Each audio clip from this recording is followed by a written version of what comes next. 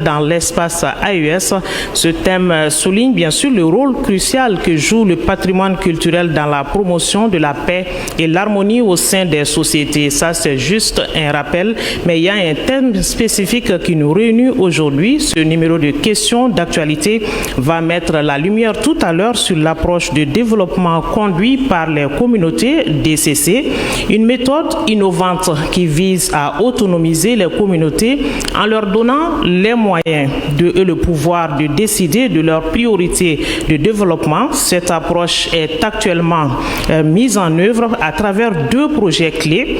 Le projet communautaire de relèvement et de stabilisation du Sahel, PCRSS, en phase finale, et le projet de résilience communautaire et des services inclusifs au Mali, Malidenko, qui est donc en phase finale. Qu'en est-il exactement? Quels sont les acquis, les impacts et les bonnes pratiques issues de cette approche afin de renforcer son efficacité et d'envisager une mise à échelle? Nous en parlons tout à l'heure avec nos invités. Il s'agit de Adama Ibrahima Berté. Il est coordinateur du projet communautaire de relèvement et de stabilisation du Sahel. Bonsoir, Monsieur Berté. Bonsoir. De Bintou Walet Mohamed Ali, elle est spécialiste DCC du projet Malidenko. Bonsoir Bintou. Bonsoir. Laya Diko, il est spécialiste DCC du projet PCRSS. Bonsoir Diko.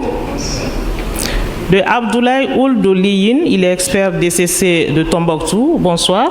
Bonsoir. Et de Boubacar Ndiaye, lui, il est chef d'antenne Malidenko de Caille. Bonsoir, Monsieur Ndiaye. Bonsoir. Bienvenue à vous sur ce plateau. C'est un débat grand public avec des personnalités, des partenaires, des membres du gouvernement autour du ministre de la Réconciliation, de la Paix et de la Cohésion nationale, le général de corps d'armée Ismaël Ouagué. Bienvenue à vous tous. Et à un moment donné, nous allons donc donner la parole à ce charmant public venu nous assister. Et ce charmant public qui est venu donc de toutes les régions du Mali pour participer à la Semaine nationale de la réconciliation. Des témoignages seront donc faits sur l'approche de développement conduit par les communautés. Et nous allons sans plus tarder aborder le premier axe qui porte sur la compréhension et l'approche DCC. Et je vais me tourner vers Monsieur Berté. Monsieur Berté, qu'est-ce que nous devons comprendre par l'approche développement conduit par les communautés? C'est quoi concrètement et quelle est sa spécificité? Bien, merci beaucoup pour votre question. L'approche de développement conduit par les communautés, je dirais, est un système. C'est un système qui place les communautés au cœur des actions de développement qui les concernent. Alors, à la différence des approches classiques, l'approche DCC permet en fait à un village, à un quartier ou à une fraction de décider de manière collégiale, après plusieurs échanges internes au niveau de la population, regroupant l'ensemble des couches sociales, que ce soit les hommes, les femmes, les jeunes, même les déplacés qui sont accueillis au niveau des communautés qui les reçoivent, de discuter ensemble des problématiques de développement qui les préoccupent, de les prioriser, d'en faire les idées de projet et ensuite utiliser les ressources qui leur sont mises à disposition à travers les projets pour réaliser leurs priorités. Et ça va beaucoup plus loin que ça. Les villages, les fractions et les quartiers mettent en place un comité de développement au niveau local qui est doté d'un récépissé qui leur donne un statut d'association qui leur permet en fait de recevoir ces subventions-là dans des comptes bancaires qu'ils gèrent eux-mêmes. Bien entendu, il y a plusieurs dispositions qui sont mises en place pour sécuriser ces fonds et rendre la gestion transparente. Mais le cœur de la chose, c'est qu'une fois que les villages, les fractions et les quartiers choisissent leurs projets et que ces projets sont approuvés par les services techniques régionaux et par les directions nationales des différents secteurs concernés, les ressources sont mises à la disposition des communautés directement. C'est elles-mêmes qui recrutent leurs entreprises et c'est elles qui suivent l'exécution des travaux. Donc la spécificité, c'est le fait d'être avec ces communautés directement, de recueillir leur avis, de recueillir les projets qui les tiennent à cœur. C'est ça la spécificité? C'est bien ça la spécificité. C'est-à-dire qu'il n'y a pas, c'est pas une approche directive, mais c'est une approche qui vient du bas. Ce qui permet en fait de s'assurer que les activités et les projets réalisés viennent vraiment des besoins identifiés par les populations elles-mêmes. Et ces besoins sont généralement de quel ordre? Nous avons beaucoup de besoins qui remontent. Quand on regarde les statistiques, en tout cas sur le PCRSS, où nous avons un peu avancé sur le processus, l'essentiel des projets sont des projets de demande d'accès à l'eau potable. Ensuite vient en deuxième position les projets d'aménagement de périmètre maraîcher et tout ce qui est agricole. Il y a quelques activités de magasins de stockage pour les céréales ou les activités commerciales. Donc il y a un peu de tout, mais l'accent principal sur les premiers chiffres que nous avons reçus, c'est vraiment l'hydraulique. D'accord. Donc, quand vous recensez ces projets, vous les évaluez tout à l'heure. Comment vous faites pour sélectionner ces projets-là? Justement, ce n'est pas l'équipe de projet qui sélectionne. La sélection se fait au niveau local. C'est-à-dire que la population tient plusieurs assemblées générales au cours desquelles toutes les priorités, toutes les difficultés sont discutées, échangées et consensuellement, ils adoptent une priorisation de leurs besoins. Donc nous avons des projets qui sont classés par ordre de priorité et en fonction de la disponibilité de la ressource, on exécute la première priorité. S'il reste des fonds, ils ont la latitude d'exécuter la deuxième, ensuite la troisième. D'accord. C'est vrai que vous avez parlé de la spécificité. Il y a beaucoup de projets de développement aujourd'hui. En quoi le projet DCC se distingue des autres? La distinction principale, c'est que nous mettons la population, les communautés au cœur de la décision et de l'exécution. D'accord. Et aussi de la maintenance et de l'entretien des infrastructures qui vont être réalisées. D'accord. Alors, Diko, vous intervenez au niveau des villages directement. Comment vous identifiez ces villages-là? Comment se fait le choix? Nous avons ciblé 721 villages. Après ce ciblage fait par la Marne, ça a été soumis au gouverneur des régions pour regarder les villages qui sont accessibles et surtout sécurisés, puisque c'est des villages choisis sur la base de la sécurité, il faut le dire. Sur les 721 villages retenus définitivement, c'est des villages sécurisés. Également, nous intervenons dans la région de Mopti où nous allons bientôt déployer les DCC avec 104 villages. D'accord. Et quelle est l'enveloppe prévue par village? Pour les projets PCRSS, l'enveloppe est identique pour tous les villages. Que le village soit grand ou petit, l'enveloppe est de 33 500 000 francs CFA. D'accord. Alors, Madame Bintou Wallet, dites-nous comment ça se passe sur le terrain concrètement par rapport au projet Malidinko. Il faut reconnaître que les deux projets ont la même approche en ce qui concerne le ciblage des localités. Le ciblage est fait tout d'abord en premier temps à un niveau technique au niveau du département qui est piloté par la mission d'appui de la réconciliation, comme l'a dit M. Laya. Et pour les deux projets, nous intervenons seulement et uniquement dans les localités qui sont sécurisées où nous pouvons mener des activités de développement. Donc à ce niveau, pour le Malidinko, nous couvrons pratiquement toutes les localités des zones, des régions couvertes par le Malidinko. Alors il y a forcément un tri qui est fait s'il faut intervenir là où c'est sécurisé. Donc ce tri est fait au niveau des régions. Après, bien sûr, avoir consulté la base de l'administration territoriale, toutes les localités enregistrées à ce niveau, et le tri est fait au niveau des autorités concernés en ce qui concerne les actions sécuritaires au niveau de la région. Pour le Mali Denko, c'est évolutif. Donc à chaque fois que nous avons la possibilité d'intervenir une localité et sécurisée au cours de la mise en œuvre, nous allons automatiquement l'intégrer dans le processus. Alors nous avons dans la planification une intervention sur 800 villages, fractions et quartiers. Donc pour un premier temps, nous allons avancer sur 693 villages déjà identifiés et sécurisés.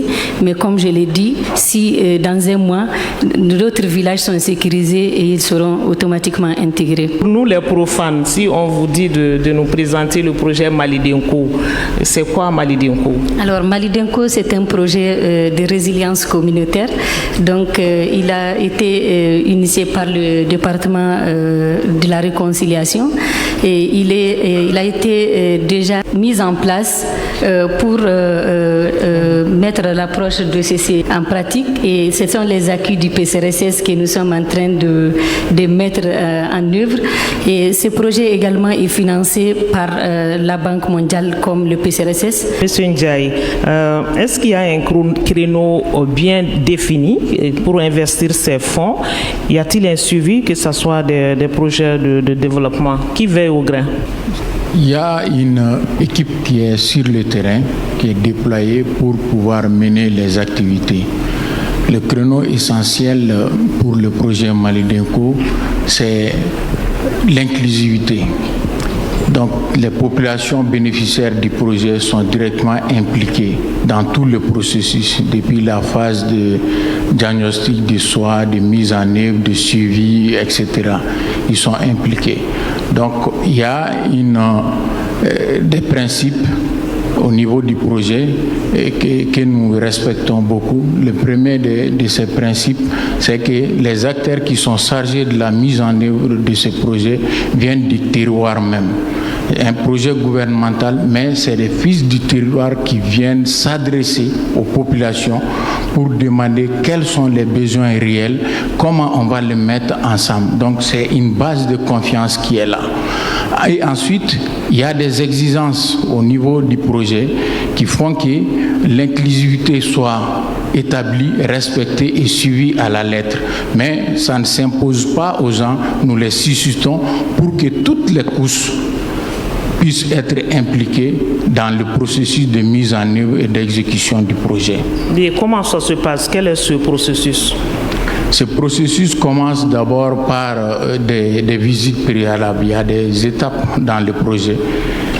Dès qu'on commence la mise en œuvre du projet, l'équipe projet sur le terrain, les facilitateurs communautaires rendent visite d'abord au niveau de la commune pour introduire le projet. Ensuite, ils organisent des assemblées générales qui rassemblent l'ensemble des populations de la communauté pour identifier les projets, etc.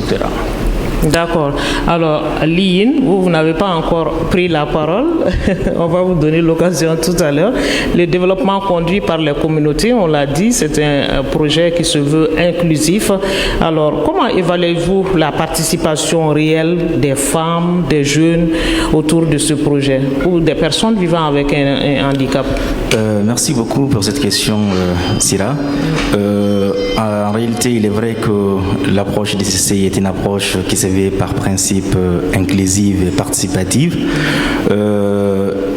Sur le terrain, on peut tout de suite remarquer que la participation n'est plus en réalité une question de présence, mais aussi de voir réelle la réalité dans les décisions.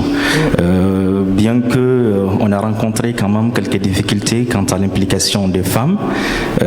Par exemple, vous n'êtes pas sans les savoir, dans certains milieux, ce n'est pas du tout facile. Il y a forcément des anecdotes. Et effectivement, donc Pour ce qui est de la participation de femmes dans ces villages, les chefs de village résignent à laisser les femmes participer ou intervenir dans les différentes AG. Du coup, ce que nous avons pu faire, c'est effectivement grâce aux sensibilisations de facilitateurs communautaires et techniques qui sont sur le terrain, et également grâce au principe aussi des quotités minimales de représentation qui est exigé par les DCC, qui est de 30% de femmes pratiquement lors de la participation lors des AG, et également pour la mise en place, sinon la composition de différents organes de gestion. Et pour vous dire un tout petit peu, quant à la région de Tombouctou, nous avons pu, sinon je vais dire que nous avons eu le bonheur en tout cas d'avoir des femmes qui ont été présidentes des comités. Je ne parle pas des sous-comités, mais je parle des comités de gestion, des comités de développement villageois de ces différents villages et fractions. Donc elles sont devenues des présidentes. C'est là pour dire en réalité que la présence en réalité, sinon la participation des femmes n'est plus qu'une question de symbole, mais elles participent, elles s'engagent, et c'est également de la responsabilité qu'on montre. Et malgré tout, malgré le fait en réalité que nous avons pu convaincre le chef de village à faire participer les femmes dans certains milieux, dans certains villages spécifiquement, les hommes ont dit qu'en réalité ils ne peuvent pas s'asseoir avec les femmes pour la même AG. Donc ils disent en réalité oui. Et comment vous avez fait à ce niveau? Justement, c'est là aussi la force d'avoir des enfants, des facilitateurs ici de ces mêmes localités qui connaissent en réalité les milieux. Ce que nous avons pu faire, on a adapté les DCC à la réalité du terrain. Ce qu'on a fait, c'est pratiquement de mettre un rideau entre les hommes et les femmes. Au lieu de faire ce que les hommes ont dit, de faire une AG pour les femmes et une AG pour les hommes. Donc on a fait fi de cela pour trouver cette solution. Donc c'est pour en réalité aussi dire que les DCC ne viennent pas tout de suite pour piétiner ou marcher sur les coutumes ou les croyances des différentes communautés. On s'adapte sur le terrain et c'est une approche qui se perfectionne dans la pratique. Donc à votre avis, le fait d'associer ces femmes, ces jeunes, ces personnes vivant avec un handicap, ça apporte quel effet au projet? Justement, parce que quand nous sommes dans une unicité, je vais dire, sinon dans le fait que ce sont seulement des hommes qui participent ou bien des groupes sont marginalisés, on perd beaucoup. Déjà, perdre l'idée de femmes, c'est assez. Et perdre l'idée des personnes vivant avec handicap, ça n'est pire. Donc, il est important d'impliquer tout le monde pour que nous puissions avoir un sous-projet commun pour tous les villages et que tout le monde puisse se sentir concerné par la chose. Tout à fait. Donc, quand vous recensez les problèmes des femmes, ils ne sont pas forcément identiques à ceux des hommes. Et comment vous faites la part des choses? En réalité, il y a une activité de priorisation qui se fait par classement par peur. Donc, ce qu'on fait, on donne la possibilité pratiquement à toutes les couches sociales qui ont une vie commune, des histoires communes, qui partagent quand même certaines choses, c'est un certain nombre de choses. Et à travers ce classement par peur, on pourra en tout cas prioriser peut-être la priorité des femmes. Il y a des villages qui ont priorisé la priorité des femmes qui est un besoin en eau. Donc c'est la première priorité du village et tout le monde était d'accord. Monsieur Ndiaye, quel mécanisme concret vous avez mis en place pour garantir une représentativité équitable et active de tous les groupes dans les assemblées générales? Je disais tantôt, le mécanisme se fonde sur la participation collective. Au niveau des villages, on rassemble tout le monde. Donc il y a des quotas qui sont fixés au niveau du projet, notamment 30% des femmes qui doivent être présentes lors des assemblées générales et puis une proportion très importante de l'ensemble des populations qui doit être là. C'est des conditions pour que les assemblées générales puissent se tenir. Et également le fait d'avoir des projets qui sont identifiés par les femmes, au moins un projet, un sous-projet identifié par les femmes sont pris en compte. Et ensuite, l'ensemble des couches socio-professionnelles, que ce soit des éleveurs, des agriculteurs, les femmes, les jeunes, les enfants, tout le monde. Quand on va au niveau de la région de Caille, les images qu'on a aujourd'hui sont là pour témoigner, c'est extraordinaire. Ça suscite un élan de ferveur populaire. Souvent, quand on organise des assemblées générales à Caille, les chefs de village offrent même des bœufs pour organiser une fête. Parce que tout le village est là pour assister. Donc le projet Mali Denko est d'un sens aujourd'hui pour le Mali, parce que ça suscite la mobilisation sociale, la mobilisation communautaire. Donc tout le monde se retrouve, tout le monde se reconnaît. Et ça ne vient pas s'imposer, on suscite et l'adhésion populaire est là. Donc les besoins de l'ensemble des couches socio-professionnelles sont pris en compte. Et qu'est-ce que vous avez remarqué en termes d'acquis par rapport à la cohésion sociale à ce niveau? À ce niveau, au niveau de la région de Caille que je connaisse un peu, on peut citer des exemples sans faire trop de discours. Par exemple, dans le village il y a un village au niveau de la commune de Sumpu. Dans ce village, il y a 2 chefs de village. Depuis 9 ans, 2 communautés sont là face à face, ils ne se communiquent pas. Même s'il y a des décès ou des baptêmes de l'autre côté, à l'extrême nord du village, l'extrême sud ne vient pas. Mais quand le projet Mali Denko est venu, nous avons constaté ces faits. On a dit, bon, maintenant, nous, on veut rassembler tout le monde. Comment on va le faire? Donc, ils nous disent, bon, on va choisir un lieu neutre parce que ni l'un ni l'autre ne veut se déplacer pour aller, c'est une faiblesse. Donc, on a choisi une école pour tenir l'Assemblée générale. Ils sont venus.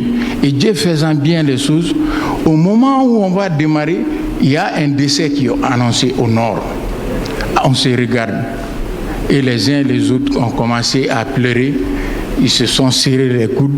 Les 2 chefs traditionnels des 2 chefs de village sont serrés les mains et ils sont allés là-bas pour aller présenter les condoléances.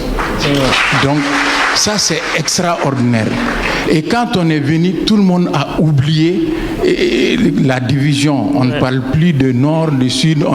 Donc aujourd'hui, les 2 chefs de village sont même gênés quand le projet, les animateurs, les facilitateurs sont présents. Et même ils disent, non, on va chez vous. L'autre dit, non, c'est chez vous. Donc il y a un débit qui est là. Donc la réconciliation des fêtes est là.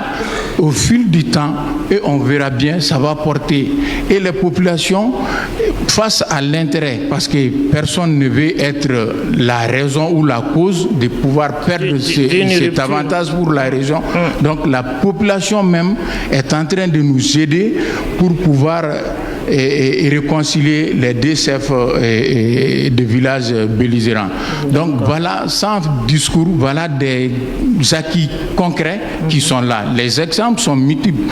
La spécificité de la région de Caille fait que la question de l'esclavage est aussi présente, malheureusement. Et on a eu des cas où on dit, bon, de telles communautés sont des esclaves. Et bon, les chefs du village disent, non, ils ne viendront pas. Est-ce que vous avez pu briser cette glace-là? Ah mais bien sûr, parce que, sans parler politique, c'est suscité ailleurs. On sait pourquoi. Bon, ils ont des gens à l'extérieur. Quand on les communique, ils disent, bon, attendez, demain vous viendrez. Demain c'est quoi? C'est la nuit appelée. Et ceux qui sont en train de tirer les ficelles de l'esclavage parce qu'il y a des bénéfices derrière, on les connaît. Mais nous, on fait fi de ça. On se met ensemble avec eux. Donc, on a dit au chef de village, c'est un de nos principes. Nous voulons que tout le monde soit associé. Maintenant, si vous voulez porter la responsabilité historique que le projet Mali Denko se retire parce que vous ne voulez pas que les esclaves, entre guillemets, soient présents, vous endossez la responsabilité. et il commence à réfléchir. Il dit, bon, si c'est ça, ils peuvent venir. Et quand on va de l'autre côté, bon, venez. Non, ceux qui sont étiquetés esclaves disent aussi, non, si c'est celui, on ne vient pas, parce que dès que vous retournez, il ne nous appellera plus à une autre rencontre. Bon, c'est des démarches, des dialogues sociaux, etc., la sensibilisation. On a fini par ramener tout le monde, ceux qui sont considérés comme notables, esclaves, etc. Tout le monde est venu, on a tenu des assemblées générales. Et Dieu faisant bien les choses encore, c'est l'ère, des difficultés, par exemple liées à la traversée des mares, qui a été prise en compte sur le sang par le maire, et le maire s'est engagé devant tout le monde de pouvoir résoudre ce problème. Donc par ricochet, le Malidenko est devenu un facteur déclencheur de cohésion, mais aussi des réponses à des situations que nous, on n'avait pas retenues dans la mise en œuvre de notre projet. D'accord.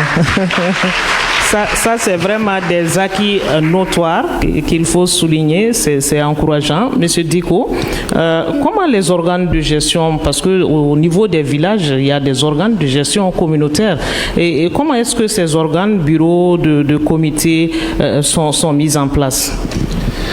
D'accord. Dans le projet PCRSS, nous avons 5 organes. Lors de la première assemblée générale, c'est d'abord rencontrer toute la communauté, l'expliquer c'est quoi le projet PCRSS, l'expliquer également les missions de la Marne, la mission d'appui à la réconciliation nationale, et également les préparer pour une deuxième assemblée générale qui est la mise en place des organes. Nous avons le bureau du comité de développement villageois qui est mis en place par consensus ou par vote en assemblée générale. Également, nous avons le commissariat aux comptes.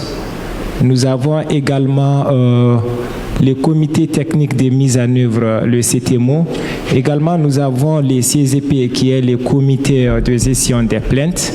Et également, nous avons le CIO qui est le comité d'évaluation et d'ouverture des offres. C'est ces 5 organes que nous mettons en place en assemblée générale. Et soit c'est par consensus ou par vote, excepté le comité de gestion de plaintes, parce que c'est un comité sensible. Les plaintes peuvent être diversifiées. Nous prenons un représentant du chef de village comme président de ce comité, également les autorités religieuses, le représentant des jeunes, le représentant des femmes et un point focal exploitation et abus sexuels. Alors, vous avez parlé tout à l'heure de plaintes. C'est quoi ces plaintes? Ça vient des communautés? Ces plaintes viennent des communautés, mais dans le cadre du projet PCRSS, même une demande d'information est considérée comme une plainte. Quand vous faites une demande sur le projet, quand est-ce que le projet va démarrer, quand est-ce qu'on va avoir l'eau, souvent les gens sont pressés. S'il y a une lenteur par rapport à la mise en œuvre. S'il y a une lenteur, effectivement, s'ils posent des questions, c'est des plaintes. Et également dans la mise en œuvre de tout projet, il y a des plaintes, des désagréments qui peuvent survenir. Et ces communautés-là ont quand même, nous avons développé une application numérique de gestion de plaintes que nous appelons IMGP, l'application numérique du mécanisme de gestion de plaintes. Et une fois que la plainte est avérée, c'est dans cette application que la plainte est intégrée et ça remonte. Si nous pouvons la régler au niveau local, elle est réglée là-bas et on marque comme étant terminée. Si ce n'est pas réglé au niveau local, on remonte progressivement vers la commune. Après, si ce n'est pas réglé là-bas, puisqu'il y a le comité communal de gestion de plaintes, ça remonte au niveau de la région Et si ce n'est pas réglé, ça vient jusqu'au niveau national. Si ce n'est pas réglé, là, c'est la justice. D'accord, ok. Donc, je l'avais dit en début de mission qu'il y a des acteurs de ce projet dans la salle ici. On va les faire réagir tout à l'heure par rapport aux impacts de ce projet. C'est vrai que vous en avez parlé sur ce plateau, mais il y a des voix encore plus autorisées qui sont avec les populations. Il y a des bénéficiaires qui sont en salle ici. On va les appeler par région. Ils sont venus de toutes les régions du Mali pour participer à ce débat citoyen. Comment ça se passe dans la commune de Seréré? Nous sommes vraiment les acteurs principaux sur le terrain, donc nous pouvons vraiment en témoigner parce qu'ils l'ont déjà dit sur les plateaux. Nous qui vivons avec les communautés tous les jours, nous avons vu l'impact qu'a eu les projets PCRSS au sein de nos communautés. Surtout quand nous parlons de l'implication des femmes. Certes, l'approche DCC est une approche participative et inclusive. Et au début de la première phase, c'est-à-dire lors de nos visites préalables, nous avons rencontré quelques difficultés par rapport surtout à l'implication des femmes. Parce que lors de notre entrée en communauté, nous avons échangé avec les différents leaders communautaires qui ont catégoriquement refusé de s'asseoir avec les femmes. Parce qu'ils nous disaient ceci en tamashek, tamat, horus, foutei. Cela veut dire que la femme, sa place, c'est à la cuisine. Elle ne peut pas s'asseoir avec nous. Vous voyez donc? Voilà. Donc c'est là que nous avons mis des mécanismes vraiment en place en tant que des facilitateurs communautaires. Nous avons appliqué nos approches qui est vraiment d'échanger avec ces leaders communautaires-là, de dialoguer avec eux pour avoir vraiment un consensus. Parce que nous leur avons expliqué que l'approche DCC est une approche participative et inclusive, que toutes les sensibilités doivent être vraiment présentes du début jusqu'à la fin du processus. Et que souvent ils ont tendance à dire que l'État les oublie, alors que ces projets cette approche DCC les responsabilise. Ça leur donne vraiment la force de se développer par eux-mêmes.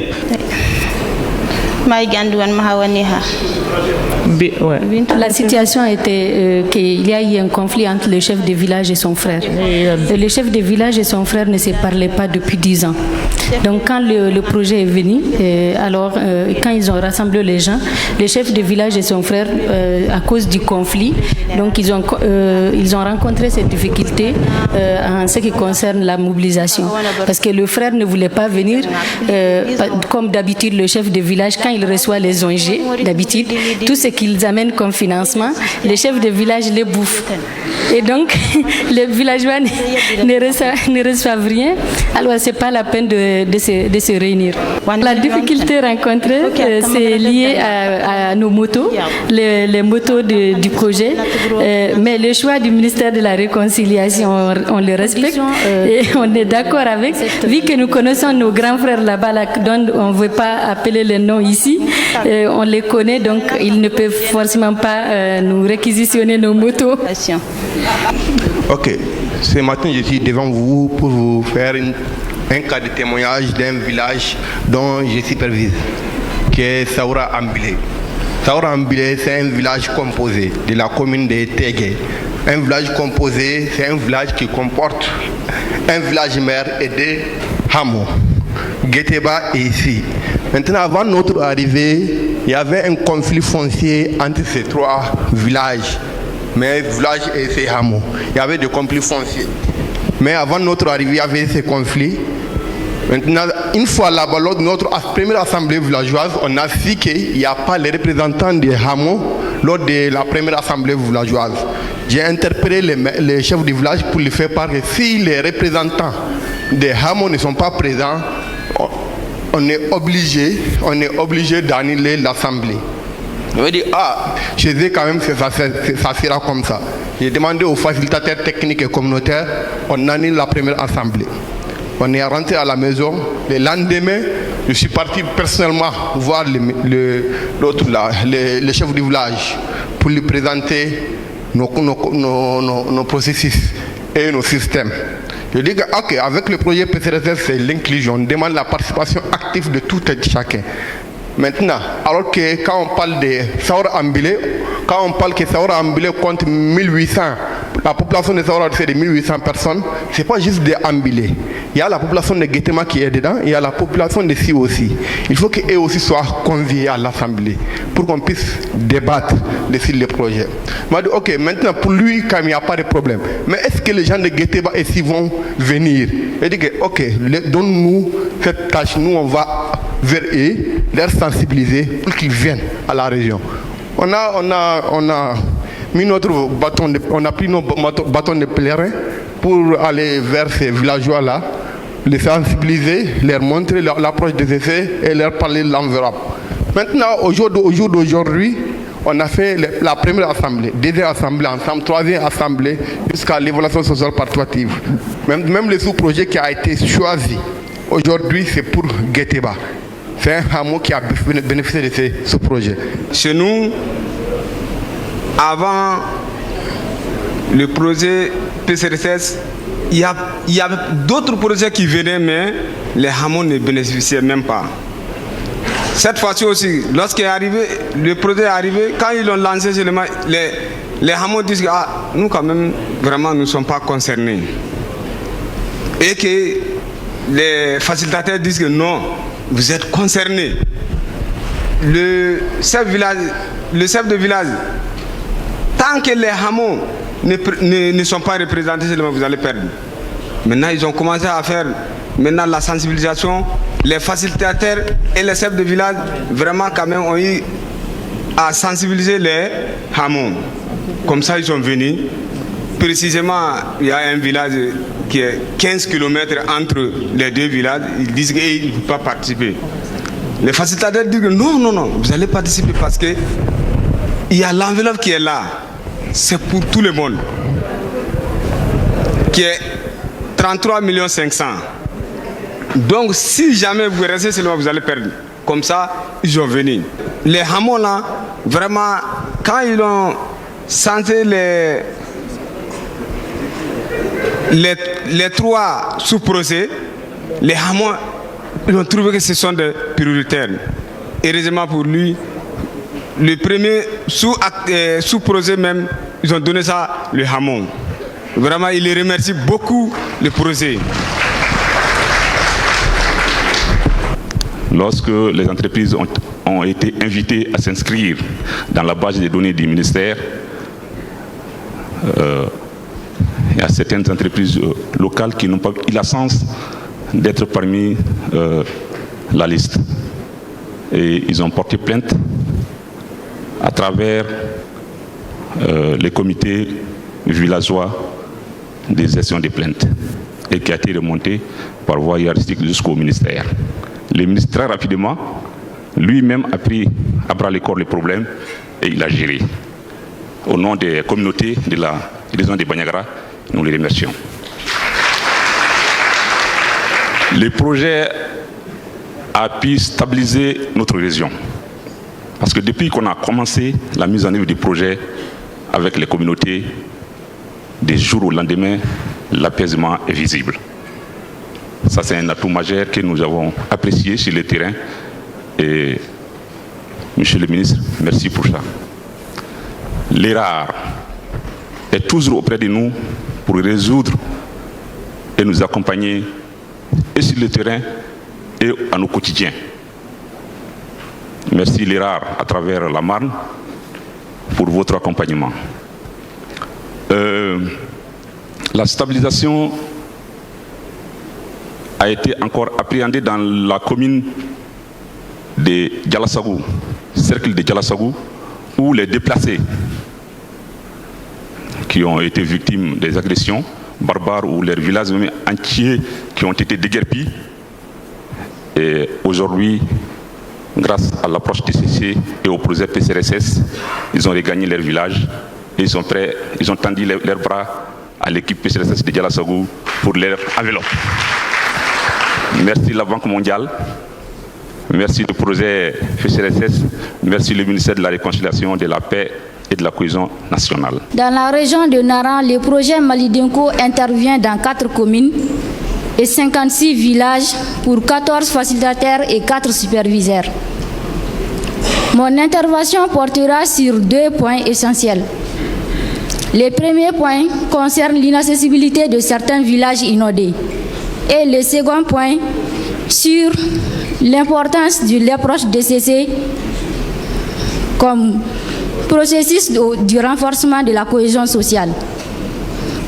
En ce qui concerne le premier point, comme le début des activités a coïncidé avec la période hivernale, il est difficile d'avoir accès à certaines zones d'intervention comme les villages de Daye, Touroudaye et Lambacité, dans la commune de Nara. Les retenues d'eau rendent les déplacements à moto difficiles.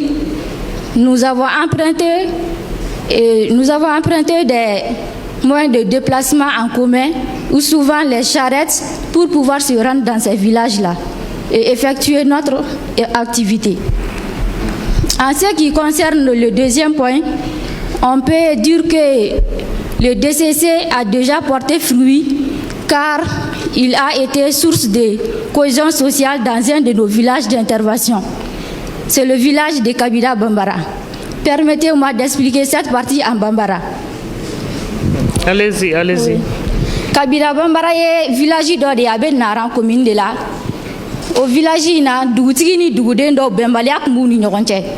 Donc projet Malidenko ka intervention sababuya la an nana pour la visite préalable dugu parti mɔgɔ dɔw ko k'olu tɛ na ko parce que u ni dugutigi man di ko kɔrɔlen ni projet nana dugutigi de b'a gestion na fɛnw bɛɛ kɛ a tɛ duguden tɔw impliqué prise de décision na. Mais avec nos sensibilisations, on sera k'u la convaincu ka na u sen don baara in na baara kɛra a kɛra sababu ye ka bɛn ni kelenya sabati u ni ɲɔgɔn cɛ o mɔgɔ ninnu dɔw yɛrɛ kɛra bureau membre ye an bɛ wagati min na i n'a fɔ bi.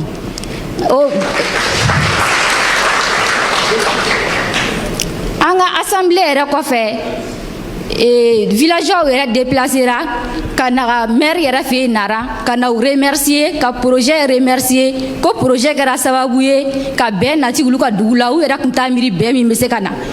Ça c'est juste pour un début. Donc an b'a bila an kunna ko tagalen ɲɛfɛ a bɛ se ka kɛ sababu caman wɛrɛ ye min bɛ bɛn ni kelenya sabati an ka jamana kɔnɔ. أخواننا وأخواتنا سيد الوزير المصالحة والسيد الوزراء. Il remercie, en tout cas il salue monsieur le ministre de la Réconciliation, de la Paix et de la Cohésion nationale. Il remercie également tous les autres ministres et les représentants et également la Banque mondiale et toute la salle ici, les gens qui sont ici présents. Donc il dit que lui, le témoignage qu'il va faire n'est pas semblable au témoignage précédent. Ce qu'il veut dire en réalité, c'est surtout de remercier l'État à travers la transition malienne pour sa considération, le fait de considérer la région de Taoudeni. Et également, il dit qu'il remercie aussi l'État à travers ce projet Malidenko qui lui a amené, sinon recruter ses enfants. Des enfants qui peuvent parler aux femmes et des enfants qui peuvent parler à tout le monde, à tout moment et en tout lieu, en dehors même du projet. Il dit qu'il croit en réalité entendre que quelqu'un dit que c'est le chef de village qui mangeait l'argent auparavant. En réalité, non, c'est quelqu'un qui vient avec une ONG, c'est lui en réalité qui va manger ça. Lui, ce qu'il veut seulement, il vient, il impose un robinet pendant que lui, il a 3 robinets. Il impose un robinet au village, il dit je vais vous faire ça. Alors que là, leurs enfants leur avaient expliqué qu'en réalité maintenant, ça se fera autrement. Il dit qu'en réalité, avec cette approche, qu'il sent que le développement n'est plus loin. Et qu'en réalité, ce qui est important dans toute cette histoire, ce n'est pas que ce soit les chefs de village qui décident ou ses enfants. Que ce soit les chefs de village ou ses enfants, le plus important, c'est qu'en réalité, toute la communauté puisse bénéficier de cela. Je vais ici témoigner par rapport à l'implication des structures centrales à ce projet-là. Moi, c'est la première fois de rencontrer M. le ministre, c'était à l'occasion de la dernière validation des projets au niveau central. Donc vraiment, c'est l'occasion de les remercier et toute son équipe Avant lui, les projets toujours existent, comme on a dit, les PRSD. Dans les PRSD, le ministère de la Santé a toujours été impliqué fortement, parce qu'il y a beaucoup d'activités qui concernent la santé.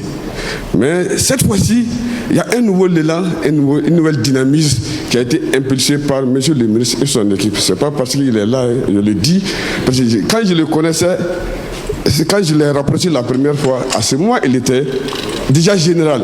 Moi, je me dis, un général là, nous, on va communiquer avec un général. Est-ce que c'est facile?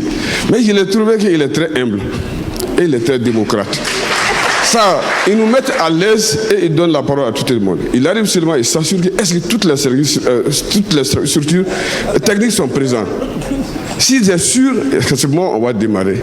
Et il donne la parole, laisse la parole à son équipe de continuer sur le débat.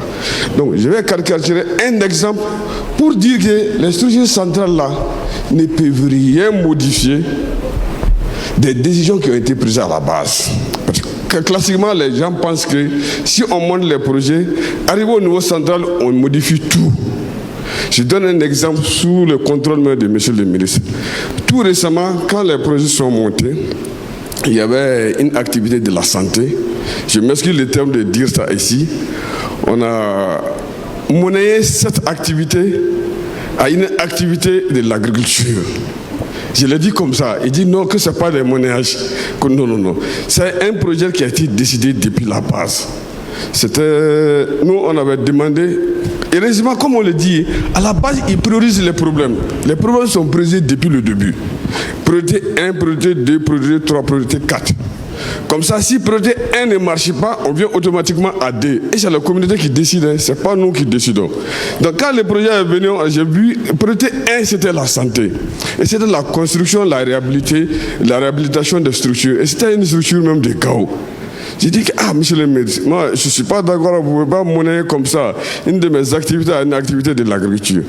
Et il y a le collègue de l'agriculture qui était là, il dit que non. Mais lui, il avait commencé, on s'est saluté, il dit que non. À chaque fois on parle de l'agriculture, les gens minimisent ça. J'ai dit non, on est complémentaires, on s'est dit priorité 1, santé. Comment on va venir à l'agriculture? Il dit non, chacun a donné ses arguments. Le ministre dit non, laissez ça. Je vous donne le temps à chacun de vous là de retourner à votre base pour aller chercher à comprendre. Parce que c'était la première fois que ça arrivait. Moi, il m'a donné le temps. J'ai demandé au niveau régional. Après, nous avons demandé au niveau du médecin-chef. Après, on est venu jusqu'au directeur technique.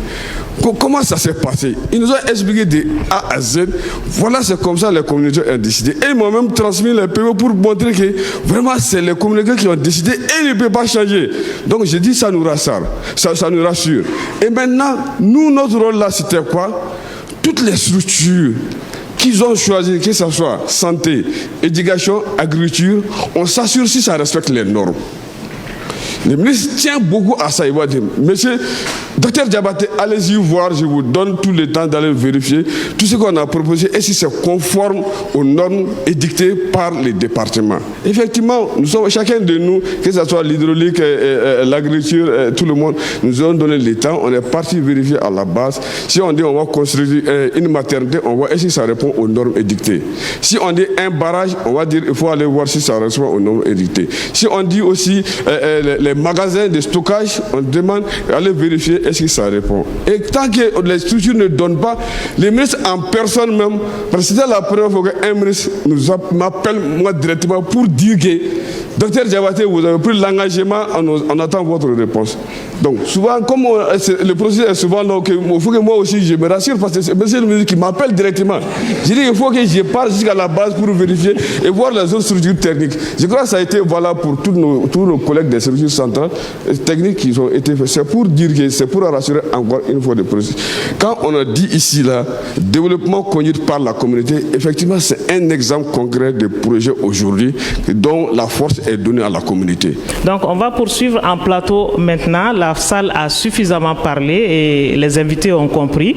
Alors, Monsieur Berthier, quels sont les mécanismes? Il y a le chef de village de Nara qui parlait tout à l'heure de la gestion des fonds.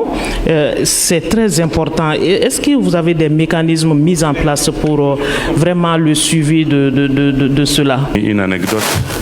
Lors de de la conception de l'approche DCC, quand on a dit on va donner l'argent au village, le secrétaire général, qui est un grand financier, qui a été longtemps directeur du budget, je lui ai dit, mais monsieur de Ségal, si vous envoyez les sous au village dans ces zones-là, est-ce qu'on va pouvoir réaliser les choses? Il m'a dit, il faut faire confiance à la capacité des gens à gérer leur propre développement. Mais il faut quand même mettre des éléments de sécurisation et de suivi. Donc, l'octroi de la subvention au village, il est encadré par un texte déjà. Parce que dans le cadre de la décentralisation au Mali, le développement est porté en principe jusqu'au niveau commune. Le niveau commune était le plus bas niveau qui pouvait engager des fonds publics dans le cadre de la décentralisation. Donc pour pouvoir faire l'approche DCC, il y a eu un travail institutionnel de fond avec les départements concernés, notamment l'administration territoriale, le ministère des Finances, le ministère du Développement social, de la Santé et du Développement social, et je crois, et la réconciliation nationale. Il y a eu un arrêté interministériel qui a été élaboré pour encadrer les conditions de mise à disposition des ressources jusqu'au niveau village. Et donc dans cet arrêté, il y a les éléments déjà de sécurité. Il va y avoir un commissariat au compte. Les présidents et les trésoriers du comité de gestion sont co-signataires sur les comptes et le projet a un droit de regard sur les fonds qui sont mis à la disposition. Ensuite, les fonds ne sont pas mis à disposition d'un seul coup. Il y a une convention tripartite qui est signée entre le projet, le village et la commune. Parce que, quoi que l'on dise, le développement communautaire, il doit s'inscrire aussi dans le développement de la commune. C'est pour ça qu'au niveau des comités régionaux d'analyse des sous-projets, les maires des villages porteurs du projet sont invités. Parce qu'il ne faut pas que les villages fassent des choses qui ne s'inscrivent pas dans le cadre, dans la politique générale de développement conçue au niveau communal. Donc il y a une complémentarité à ce niveau-là. Et donc dans cette convention tripartite, il y a des moments où on met les ressources à la disposition. La première tranche, c'est lorsque le village met en place son comité de développement, il le formalise avec un récépissé délivré par l'administration et ils vont aller ouvrir un compte bancaire dans une banque accréditée. Donc selon les régions, nous avons fait un travail de fond pour voir quelles sont les banques qui sont le mieux implantées jusqu'au niveau cercle, etc., pour que l'accès aux ressources soit facile pour les villages. Et nous avons des conventions avec les banques. Et nous envoyons à la banque les listes des villages bénéficiaires. Donc quand une association, un comité de développement vient pour ouvrir un compte, ils amènent leur récépissé, leur règlement intérieur, tous les documents administratifs nécessaires à l'ouverture du compte à la banque.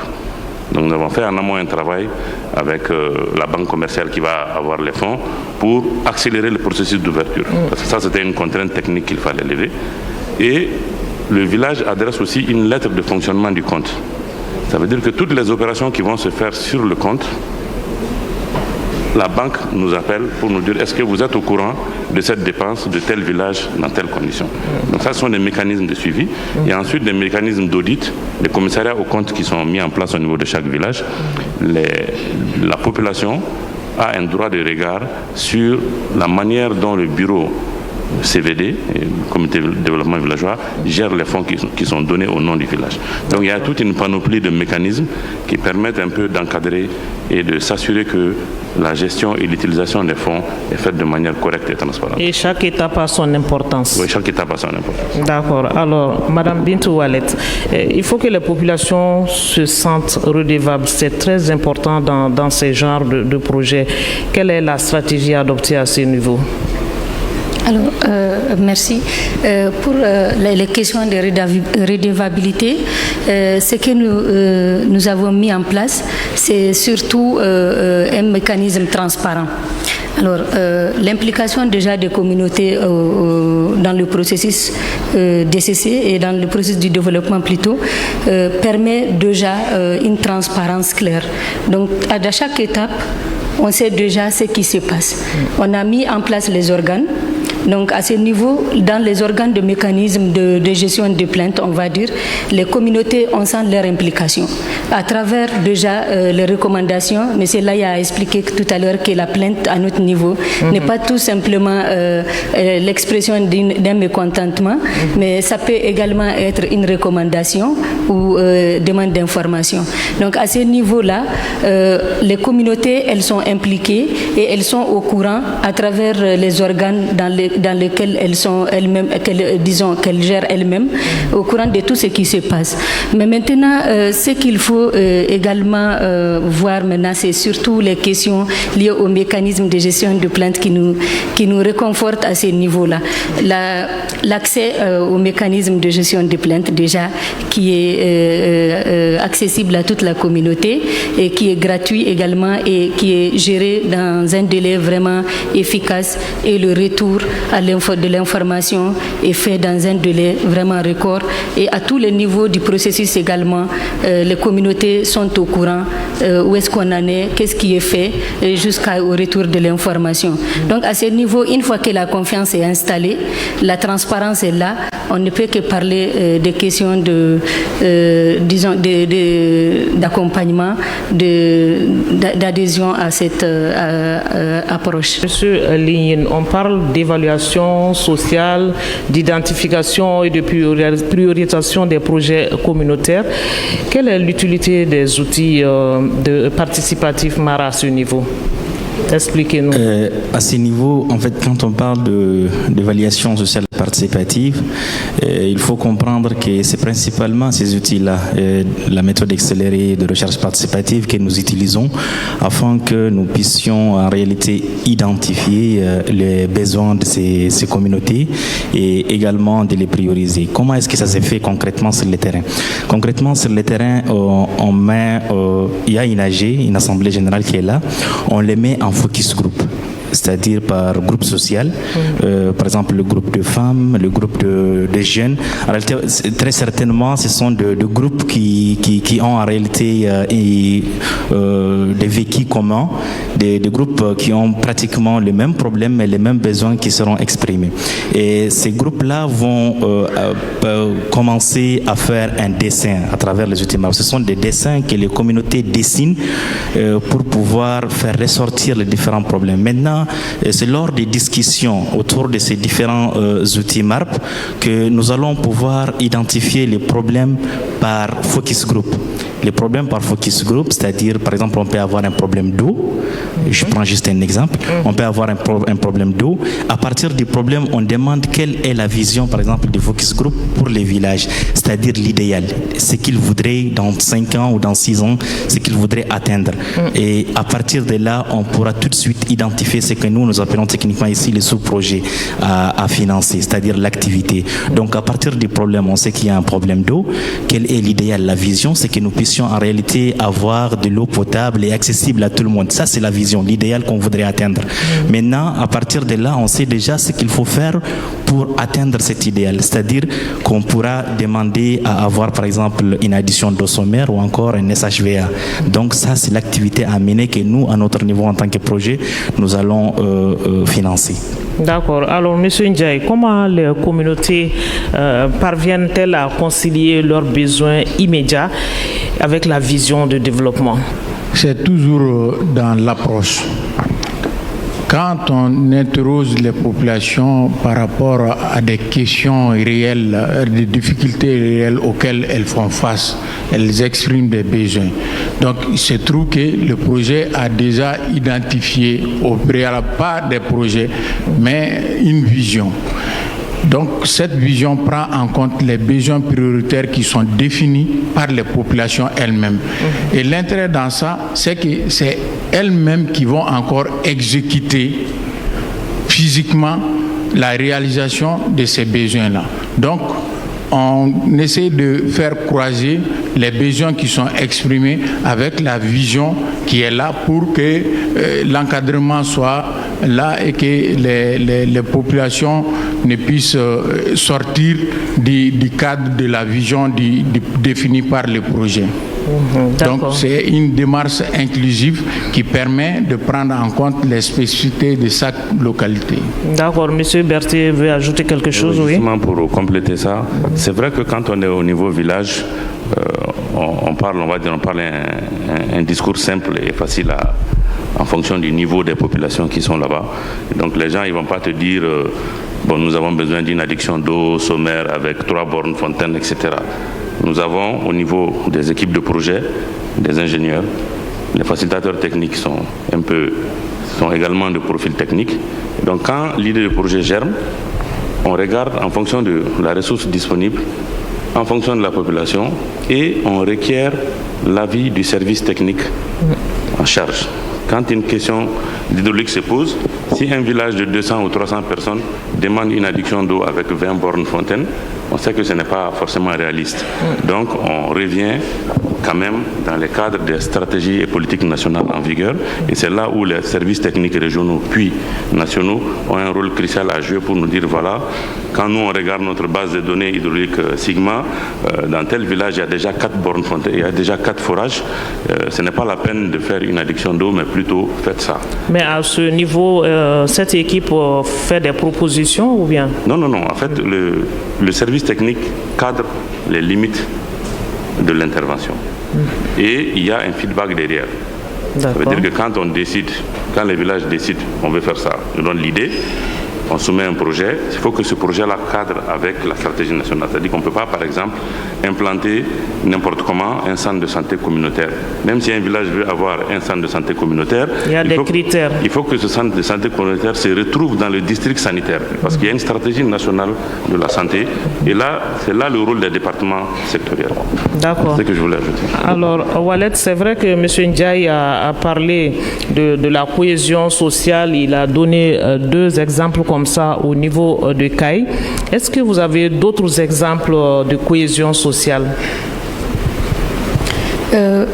Oui, on en a beaucoup. Et si on se met à les citer ici, on ne va certainement pas quitter les plateaux aujourd'hui. Des exemples qui retiennent notre attention, bien sûr. Tout à fait.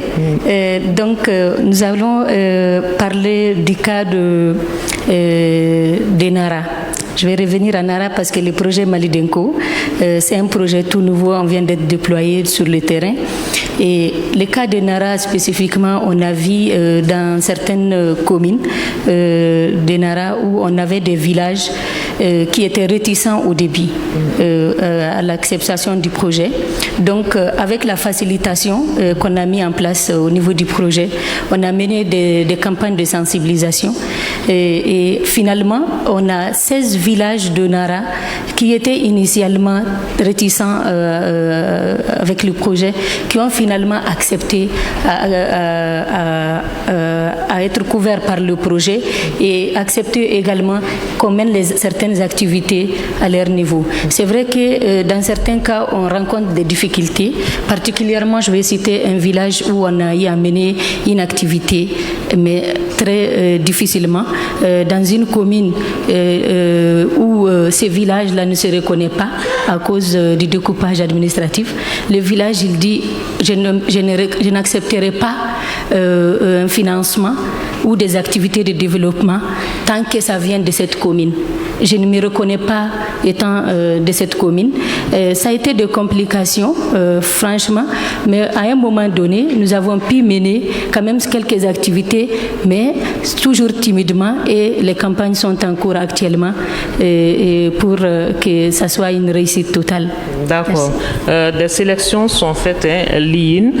On voudrait savoir, est-ce qu'il y a les questions liées au changement climatique sont prises en compte? Du début du processus jusqu'à la fin, les changements climatiques y est pris en compte. Donc, jusqu'au niveau de la visite préalable, il y a des sensibilisations qui sont faites par le facilitateur pour faire comprendre en réalité qu'il va falloir prendre en compte aussi les aspects liés au changement climatique. Il faudrait également que les investissements aussi n'exacerbent pas en réalité les facteurs liés aux vulnérabilités du changement changement climatique, tels que par exemple les inégalités des sexes ou encore la marginalisation ou des conflits. Et maintenant, bien avant aussi que la réalisation du sous-projet ne soit faite, il y a ce qu'on appelle le screening environnemental et social. Donc ce screening environnemental et social est fait par le facilitateur technique principalement, mais je pense qu'il est important aussi de noter que les facilitateurs évoluent ensemble, c'est-à-dire en binôme. Donc, mais l'acteur principal ici sur le terrain, c'est le facilitateur technique qui a quand même une certaine connaissance technique du domaine. Donc, ils font ce screening environnemental pour savoir réellement est-ce que, par exemple, le site qui a été donné par le village à Nager est un site qui est quand même exposé à des menaces ou à des risques climatiques, ou encore est-ce que ça pourrait amener des conflits. C'est là où on parle de screening social. Est-ce que ça pourrait amener à des conflits, ou est-ce que c'est trop proche d'un cimetière? Est-ce que ça nécessite des défrichements? Donc il y a tous ces aspects-là qu'on prend en compte bien avant même la réalisation de ce projet. D'accord, nous allons poursuivre sur les avancées enregistrées. C'est vrai que la salle nous a dévancé, la salle a suffisamment parlé des avancées, mais comme on le dit, la répétition est pédagogique. Monsieur Diko, si on vous disait de dresser un bilan de l'approche DCC aujourd'hui, quelle est l'image qui ressort? Quel est le tableau? Surtout la responsabilisation de la communauté. Aujourd'hui, dans nos villages, au niveau communautaire, les communautés se sentent vraiment responsables. Ils se sont responsabilisés. Ils mettent en œuvre les sous-projets, ils passent les marchés et ils peuvent maintenant dire non, nous ne sommes pas d'accord. Et il y a de ces cas où même lors des CRAP, les facilitateurs, les superviseurs plutôt participent aux sessions d'analyse au niveau régional. Et souvent, ils font le feedback avant même la validation au niveau national. Et s'il y a un petit décalage ou d'un sous-projet déformé, les communautés disent non, ce n'est pas ce que nous avons demandé, et ils écrivent, ils nous saisissent. Également, le bilan, comme vous l'avez entendu, il y a la machine, elle est lancée. Nous sommes parvenus à mettre en place des comités de développement formalisés. Et ça, c'est pour toujours, c'est des comités reconnus. Également, maintenant, les communautés savent que c'est l'État qui est derrière. C'est l'État qui est auprès d'eux. Ce n'est pas les ONG qui financent, mais c'est l'État. Dans le bilan, il faut vraiment mettre ça. Avant de parler de chiffres, je pense que c'est très important. D'accord. Alors, M. Bercé, est-ce qu'il y a d'autres aspects du bilan qui n'ont pas été forcément cités par M. Diko? Qu'est-ce qu'on peut retenir comme acquis de façon générale? Oui, je pense que en termes de bilan, même s'il est un peu tôt pour se prononcer de manière, on va dire, objective, on a des tendances très positives qu'on a constatées. Déjà, le retour de la confiance des populations vis-à-vis de l'État, en tout cas dans les zones où nous intervenons. Je crois qu'on a eu une rencontre où on a fait venir certains bénéficiaires lors de la revue à mi-parcours du projet, et je me suis amusé à leur poser la question, c'est à quel moment vous avez eu vraiment confiance que ce projet-là, c'est vous qui le menez? Et la réponse a été unanime. C'est lorsque nous avons reçu dans notre compte bancaire la première tranche de 20% de la subvention, on n'y croyait pas. On n'y croyait pas, et puis ce compte-là, c'est nous qui signons, c'est nous qui décidons quoi faire de l'argent. Et là, il n'y a pas d'intermédiaire, c'est l'État, on va dire le gouvernement et la population. D'accord. Donc ça, c'est quelque chose de très important comme bilan. Mais il faut aussi reconnaître que nous travaillons, en tout cas dans le cadre du PCRC, c'est un projet financé avec l'appui de la Banque mondiale. Le fait de donner la responsabilité aux communautés d'engager les processus de passation de marché et autres, ça permet d'accélérer la consommation des ressources qui sont mises à la disposition. Parce que vous n'êtes pas sans savoir que l'une des difficultés des projets financés par les bailleurs étrangers, c'est que souvent on n'arrive pas à utiliser tout l'argent qui est mis à notre disposition. Et donc avec cette approche, nous avons au niveau du PCRSS actuellement 721 sous-unités d'exécution du projet. Moi, je les appelle comme ça parce que chaque village va exécuter son projet et les ressources vont être absorbées assez rapidement, ce qui améliore la capacité de financement du Mali sur la scène internationale. Ça, c'est des impacts, on va dire, positifs. D'accord. On va finir maintenant sur les perspectives et la mise à échelle. Et je vais me tourner vers l'IIN. Quel enseignement ou bonne pratique issues de vos expériences avec le DCC pourrait être partagé avec d'autres villages dans les jours, les mois à venir? En fait, ce qu'on peut tirer comme enseignement pratiquement du projet et surtout de l'approche DCC, c'est qu'en réalité, c'est une approche qui met en place les acteurs, en tout cas les communautés, comme actrices principales du processus. Donc, ça, en tant qu'individu, ça permet à tout un chacun de se sentir écouté et responsabilisé. Donc, en termes d'enseignement, cela réduit aussi les différentes tensions et aussi les conflits liés, par exemple, à la priorisation ou à la classification des besoins très généralement exprimés par une seule voix. Donc, ça réduit en quelque sorte les tensions. Mais pour ce qui est des villages non bénéficiaires comme conseil, je pense que ce qu'on peut tirer aussi comme leçon ou enseignement des villages qui en ont bénéficié, c'est surtout leur force et leur résilience, c'est-à-dire la force des communautés. Il est arrivé qu'on intervient dans des villages où vraiment ça n'allait pas du tout. Genre en termes d'insécurité, ça va pas du tout, mais les communautés ont trouvé les moyens quand même de s'organiser et afin de pouvoir organiser aussi des assemblées générales et de montrer qu'ils sont disponibles et déterminés et engagés à exécuter ces projets. Et là aussi, c'est vraiment quelque chose d'important. Et la transparence aussi que les DCC prônent. Merci. D'accord. Alors, M. Ndiaye, quel appui supplémentaire en termes de formation, financement, gouvernance plutôt, partenariat, estimez-vous nécessaire pour renforcer davantage ce projet? Bon, le renforcement des capacités est toujours nécessaire parce que quand on évolue sur le terrain, il y a des difficultés qui ressortent qui ne sont pas prévues. Donc, il y a cela. L'autre aussi, c'est de pouvoir toujours mobiliser davantage l'administration. Déjà, elle nous accompagne à travers les gouverneurs, les préfets, les sous-préfets. Donc, c'est des acteurs qui ne sont pas forcément au courant dans les détails de la mise en œuvre du projet. Donc, il serait utile qu'on adresse un renforcement des capacités au niveau de l'administration à pouvoir toujours jouer pleinement son rôle, y compris les communes, les autorités communales. Elles sont là et elles nous accompagnent. Donc, souvent, il y a des difficultés de compréhension, pas de blocage, mais il faut toujours les interpréter, les communiquer pour qu'ils puissent comprendre. Il y a des cas concrets, par exemple, au niveau de la commune urbaine de Caille, où le maire, avant de mettre à disposition un bureau pour le superviseur, a posé beaucoup de questions. Donc, si en amont, on avait pris compte que c'est des acteurs qu'il faudrait associer dans les formations, donc on n'aurait pas face à des difficultés du genre. Bon, pas des difficultés, mais des questions du genre qui puissent nous surgir dans l'exécution.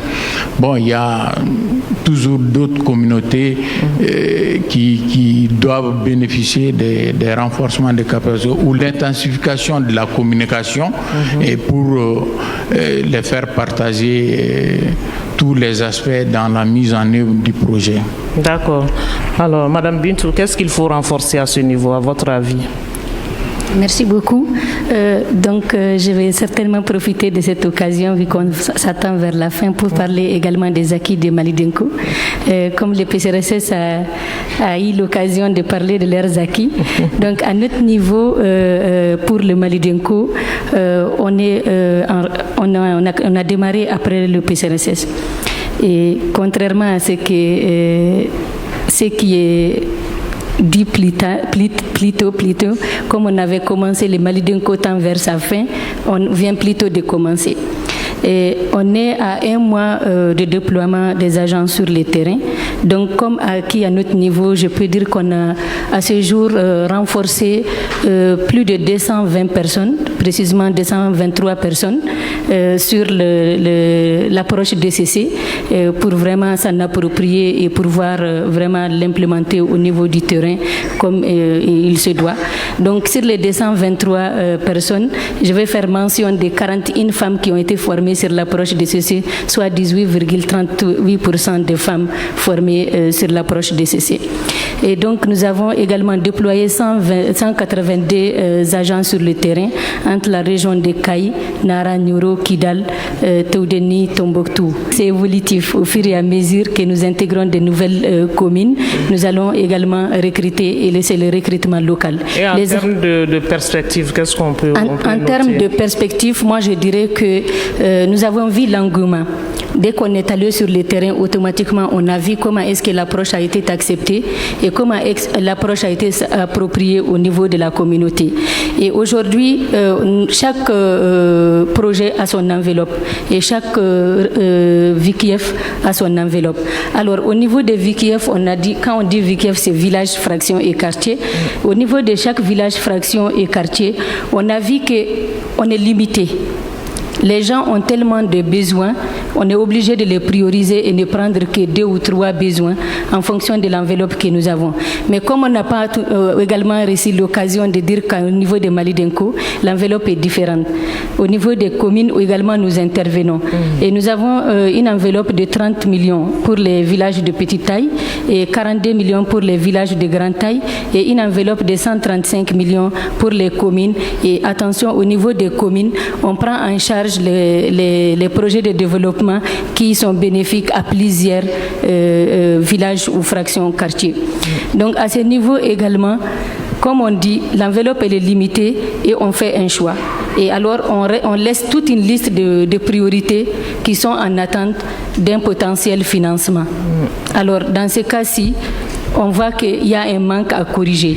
Et qu'est-ce qu'il faut faire à notre niveau pour que ce manque soit comblé? Pour le Malidenko, nous avons la chance de couvrir au moins 2 cycles au niveau de chaque village. Donc, mais après le 2e cycle-là, qu'est-ce qu'il faut faire? Et les priorités restent toujours en attente et les besoins ne sont pas tout à fait couverts. Ce que je voudrais également ici dire, c'est qu'au niveau du gouvernement malien, il y a eu tellement de textes et de politiques qui ont accompagné l'approche DCC et les structures ici en ont témoigné. L'implication des départements également, on en a vu dans l'approche et au niveau des autorités locales, on a vu également leur participation. Mais il faut avoir une approche qui permet la pérennisation de l'approche et c'est qu'il y ait un ancrage permanent, institutionnel permanent qui puisse vraiment permettre aux villages, fractions, quartiers de recevoir une subvention permanente pour que les communautés continuent vraiment à être responsables de leur propre développement. Et je vais faire un clin d'œil en ce qui concerne les 2 projets à mes parents qui sont des nomades. Donc de temps en temps, on ne sait pas où on se trouve. On nous cherche, mais on ne sait pas où on est partout et nulle part. Au fur et à mesure que nous avançons dans les 2 projets avec l'approche DCC, nous arrivons quand même à identifier les mouvements des fractions. Et les fractions une fraction peut avoir 4 ou 3 sites en fonction des périodes de l'année à la recherche des ressources. Donc, avec les acquis de ces 2 projets, nous avons parvenu quand même et nous prévoyons continuer à sédentariser les fractions. Et si toutefois la fraction choisit le site de son choix, alors on permet à la fraction d'identifier et de mener leurs besoins de développement pour qu'ils puissent se stabiliser.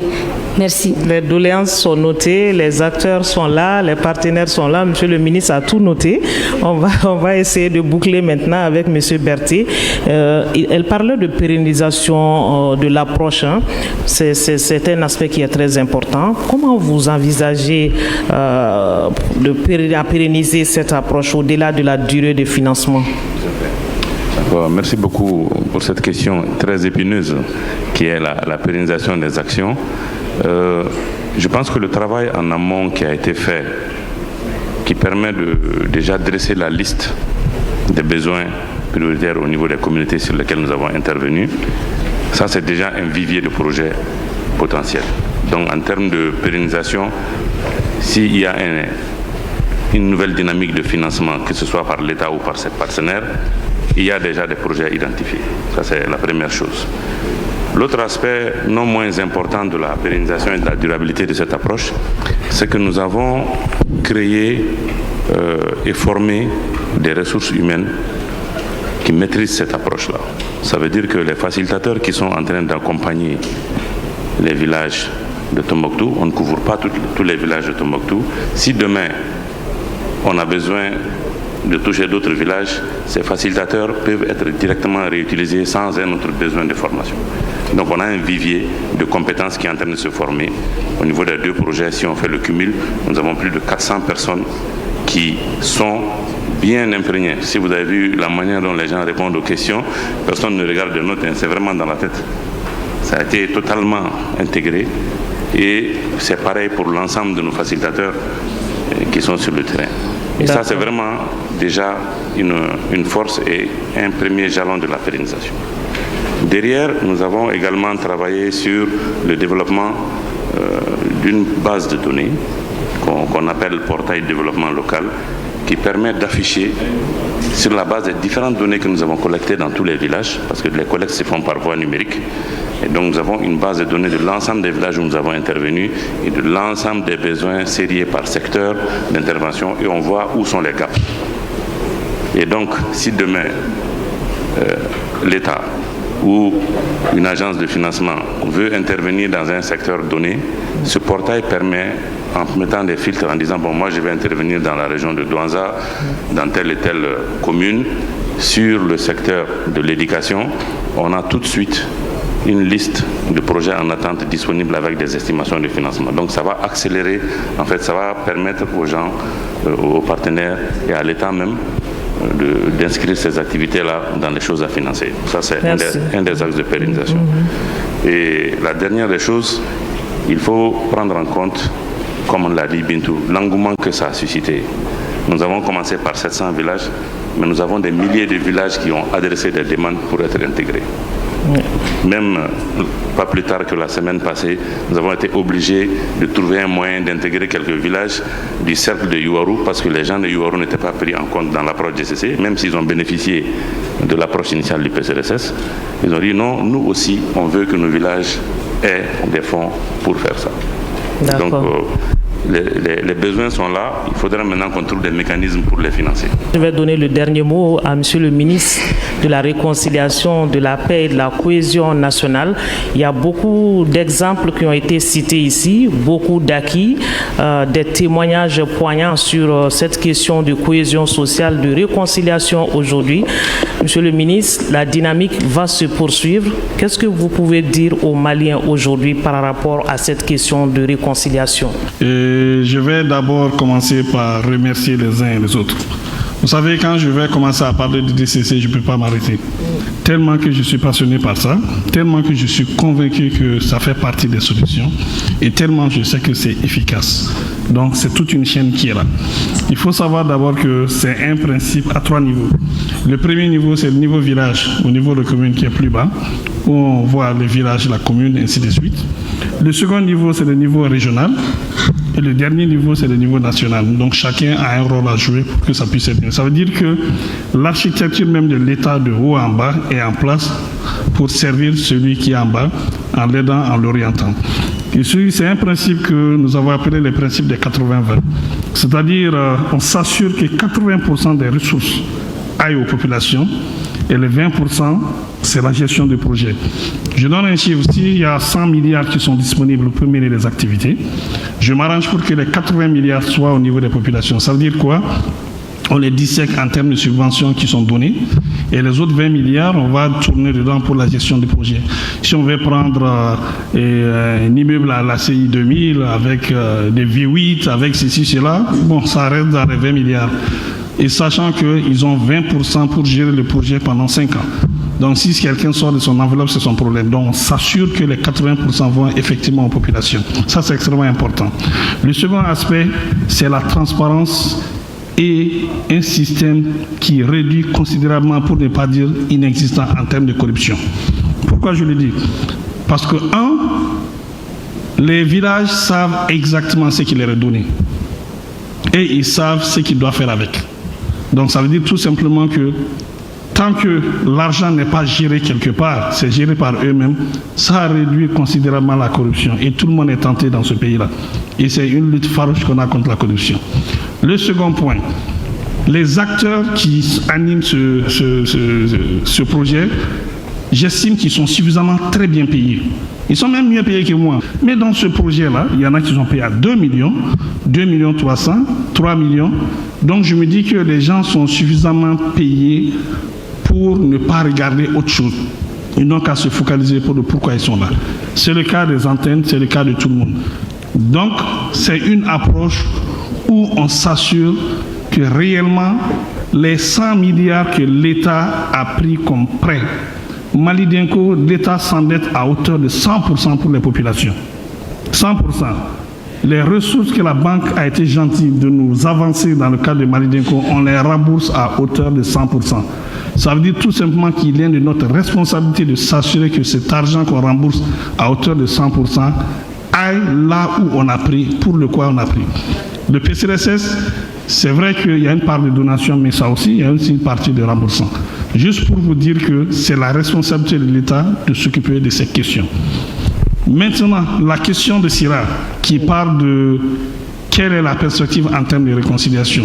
Je vais revenir un peu sur ce que les gens ont dit à droite, à gauche.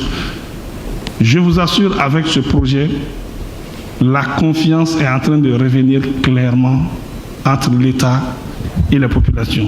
C'est un lien direct, le commandement direct. Il n'y a pas de à droite, à gauche. L'État, les populations. Il faut que nos populations sachent que nous sommes là pour elles. Il le faut. Il faut que nos populations sachent aussi que chaque fois qu'il y a des choses qui leur arrivent, ça vient de nous. Il faut que nos populations aussi commencent que nous sommes les premiers et les derniers à s'occuper réellement de leurs préoccupations. Tous les autres nous aident. Ils peuvent nous aider avec leur intérêt, leur calcul. Mais ceux-là qui ont réellement le souci des populations, c'est l'État. Ça, il n'y a rien à dire. Et ce projet nous permet non seulement de le dire, de le montrer. Second point, si le ministère de la Réconciliation a pour rôle d'être auprès des communautés, les mettre ensemble et favoriser les conditions de développement et de sécurité, il faut bien qu'elle ait l'écoute de ces populations. Pour que tes populations t'écoutent, il faut que tes populations sachent que tu as une partie de la solution à leurs problèmes. Si tu n'as pas de solution au problème de quelqu'un, il ne va pas t'écouter. Mais si la personne sait que tu peux être une solution à son problème, en ce moment, tu as son écoute. Et ce projet nous le permet, et c'est vraiment, ça nous permet encore de se renforcer et d'avoir la réconciliation pour tous les Maliens. Je voudrais remercier particulièrement la Banque mondiale, surtout le TTL du projet PCRSS. Il est ici dans la salle, c'est M. Maniel. Pouvez vous lever s'il vous plaît? Vous savez, le PCRSS, merci beaucoup, asseyez-vous. Le PCRSS, c'était un projet qui était monté autrement, qui était au niveau du ministère des Finances. Je vous assure qu'il y a une complicité entre nous, ministres. Il y en a une. J'ai juste approché le ministre des Finances. Je lui ai dit, il y a un projet chez toi. Moi, je pense que si ce projet-là vient chez moi, il y a des chances que je puisse l'orienter pour atteindre mes objectifs. Et si j'ai mes objectifs, tu as tes objectifs dedans. De toute façon, tu n'as même pas encore fini de discuter avec le FMI, avec la Banque mondiale, avec ceci, cela. Donne-moi la main de gérer ça. Il était d'accord. Et j'ai fait le plaidoyer auprès du ministre qui est en face d'ici, le ministre du Développement social. J'ai dit, attends, c'est ton domaine, le développement social. Donne-moi une partie de tes responsabilités que je vais gérer pour toi de façon efficace. Et en même temps, le ministère de la Réconciliation, c'est un ministère extrêmement transversal. Voilà pourquoi je peux gérer les questions d'eau, s'il ne va pas se plaindre, parce que ça fait partie de mon travail. Je vais gérer les questions de santé. Le ministre de la Santé ne va pas se plaindre, parce que ça fait partie de mon travail. Je vais gérer les questions d'éducation. Le secrétaire général de l'éducation ne va pas se plaindre, parce que ça fait partie de mon travail. Je vais gérer les questions d'agriculture et tout. Et personne ne peut se plaindre, parce que la réconciliation se retrouve tous au tas. Donc le fait que le projet est venu chez moi et j'ai eu l'intention de l'orienter autrement, il a fallu l'accompagnement technique particulier de cet individu, Manuel, qui est un spécialiste DCC dans son genre, qui nous a conseillé, qui nous a aidés et aujourd'hui qui a fait en sorte qu'on en soit là, qu'il soit remercié pour ça. Je remercie aussi le consultant de la Banque mondiale qui est Moulay Oubrani, que vous pouvez vous lever, qui est un individu qui a été la facilitation entre le TTL et nous, pour qu'on puisse avoir une meilleure compréhension du CG avancé. Et bien sûr, il y a le TTL régional aussi du PCRSS, Madame Suzanne qui est là, vous pouvez vous lever, voilà, qui nous ont accompagnés dans la mise en place de cette approche, non seulement qui nous ont fait confiance, mais aussi qui ont partagé notre idée avec leurs collègues de la Banque mondiale pour qu'on en soit là aujourd'hui. Et bien sûr, l'honneur revient au bureau pays représenté par sa directrice des opérations, Mme Clara de Salsa, qui, dans leur compréhension, ont vu le potentiel de ce que nous pouvons faire et nous ont aidés et allés vers ça. Je remercie aussi un individu en particulier, c'est le secrétaire général du ministère de la Réconciliation. Je pense que tout le monde connaît Sidiki. Hein? Sidiki, il était quand même 5 ans directeur du budget. Donc c'est quelqu'un qu'on n'oublie pas facilement. Et j'ai eu l'immense honneur et la chance d'avoir ce monsieur avec moi comme secrétaire général. Et je vous assure, pour une fois, un projet a été monté de bout en bout par un État avec les Maliens. Et c'est le secrétaire général que j'ai mis en mission qui a mis en place une commission technique avec tous les représentants des ministères où on a monté le projet Malidenco dans ce qu'on veut de bout en bout. Et c'est à l'honneur de ce monsieur. Et c'était une première. D'habitude, les accords de financement, les discussions au niveau du bureau pays de la banque, ça dure 1 semaine, 2 semaines. Vous savez combien de temps ça a duré? 2 heures, chrono à main. Tic-tac, 2 heures. Parce que c'est notre sujet, nous le connaissons. Et voilà pourquoi ça a été très rapide. En 2 heures, ça a été. Ensuite, quand le projet a été amené à New York ou à Washington, je ne sais plus, chez eux là, en ce moment, ça nous échappe. Et je vous assure, ça a été validé là-bas rapidement parce que pour une fois, l'État du Mali a mis en place un projet qui prend en compte ses préoccupations dans sa vision de façon responsable. Voilà pourquoi je remercie tous les gens qui nous ont fait confiance pour qu'on puisse aller vers ça.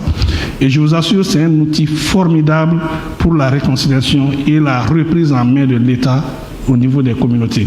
Tout à l'heure, il y a ma voisine de devant qui chuchotait à mon oreille, disait que bon, de toute façon, quand le projet PCRSS va fermer, avec le retrait des partenaires, et Dieu sait que les partenaires sont en train de partir, mais c'est pas grave, on fait avec.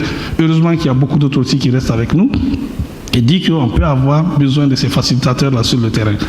Il faut savoir que les facilitateurs sont recrutés au compte du ministère de la Réconciliation. C'est la MAN qui les recrute.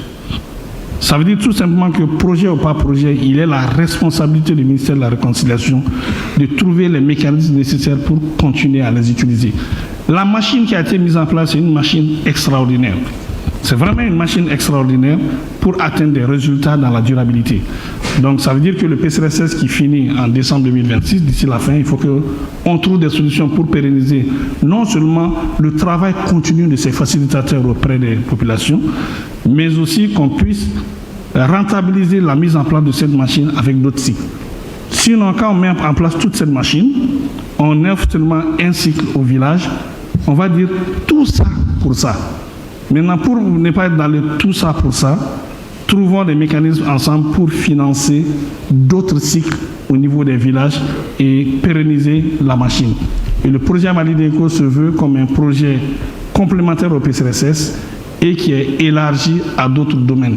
Les 2 projets ensemble couvrent la région de Taodéni, la région de Tombouctou, la région de Kidal, la région de Gao, la région de Douanza, la région de Mopti, la région de Banjangara, la région de Kaï, la région de Nyoro du Sahel et la région de Nara. Ça veut dire tout simplement plus de 70% du territoire est couvert aujourd'hui par les 2 projets mis ensemble. Il reste Ménaka, Il reste, oui, je pense que et les régions comme Koutiala, San et autres, et Bougouni. Mais je vous assure que avec ce qu'on est en train de mettre en place dans le cadre de ce projet, c'est tous les départements ministériels qui peuvent trouver une réponse à leurs préoccupations avec cette façon de faire. Voilà pourquoi j'ai fait en sorte qu'au niveau du comité de pilotage, tous les départements sectoriels soient représentés. Et ce n'est pas une représentation de principe, c'est une représentation active. Ils ont leur mot à dire, leur compréhension et orientation. Quelqu'un le disait, quand nous décidons de mettre en place, de soutenir la mise en place d'un problème d'eau, il faut qu'on s'assure que est-ce que cette mise en place est conforme à la politique de l'eau mise en place. Ça, on regarde. Quand on demande de nous mettre en place une structure de santé, on regarde, parce que la santé, c'est pyramidal. CESCOM, c'est niveau commune, CESREL, c'est niveau cercle, hôpital régional, c'est niveau régional et les autres plus haut. Maintenant, si au niveau des villages, on demande de mettre en place un CESREL, ce n'est pas possible. Il faut regarder, est-ce que c'est pertinent déjà? Est-ce que leur préoccupation de santé n'est pas déjà prise en compte au niveau de telle commune, ici, ainsi de suite?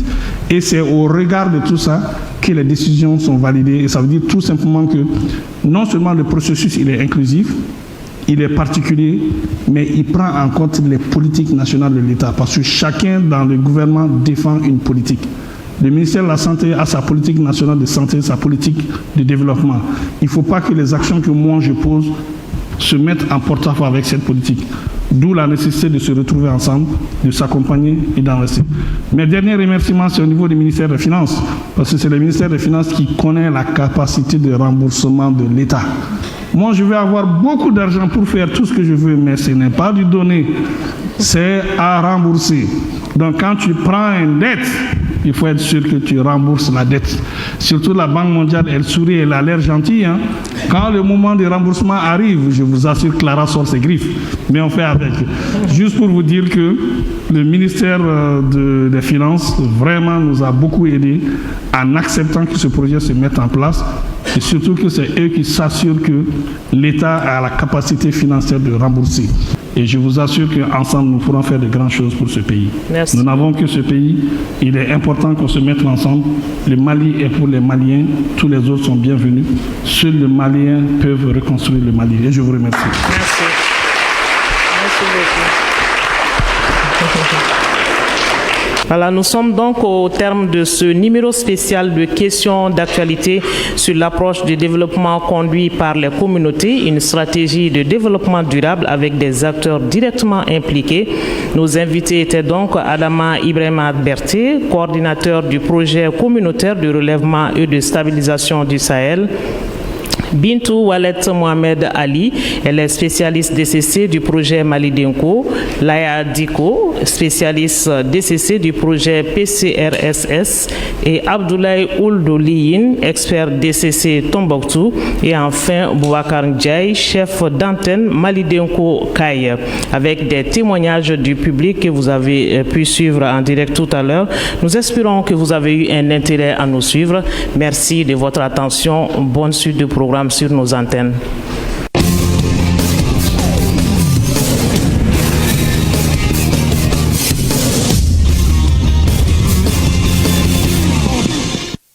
Nous vous invitons à autoriser l'Assemblée législative à proclamer comme État indépendant et souverain la République soudanaise,